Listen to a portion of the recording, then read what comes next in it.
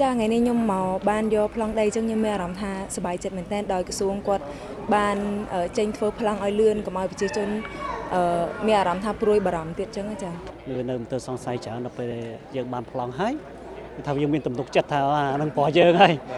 ថ្ងៃនេះខ្ញុំសប្បាយចិត្តបាទដែលបានខាងក្រុមហ៊ុនទេទៅខ្ញុំសិលថ្ងៃបាទឲ្យខ្ញុំមកទទួលយកប្លង់ណាសូមឲ្យតិជនយើងដែលគាត់មិនតាន់ទទួលបានគាត់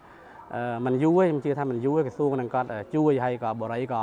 មិនចោលអតិជនទេព្រោះអតិជនគាត់បងលុយអស់ហើយអញ្ចឹងទេបរិយអត់ចោលទេបាទនេះជាលើកទី3ដែលខ្ញុំបានមកទទួលប្លង់នៅទីនេះបាទបងប្រុសហើយនឹងនេះហ្នឹងមើលឲ្យអាដែងឆ្នាំកណ្ដាលអីហ្នឹងកុំឲ្យខុសបើខុសយើងកែឲ្យចាបាននេះក្រសួងនេះអាដែងសម្រួលទាំងបងពុនអថាបត្រា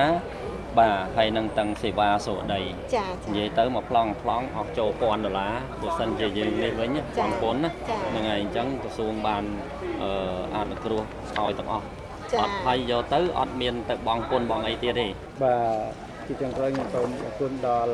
ក្រសួងដែនដីបានខិតខំប្រឹងប្រែងរៀបចំឯកសារនិងធ្វើប្លង់ឲ្យយើងបានអញ្ចឹងហើយនឹងអរគុណដល់បរិយាលេងបតានឹងដែលគាត់បានខិតខំប្រឹងប្រែងរកដំណោះស្រាយនិងខំប្រឹងគេថាសាងសង់ផ្ទះឲ្យខ្ញុំបានអញ្ចឹងណាបាទអរគុណច្រើនបាទ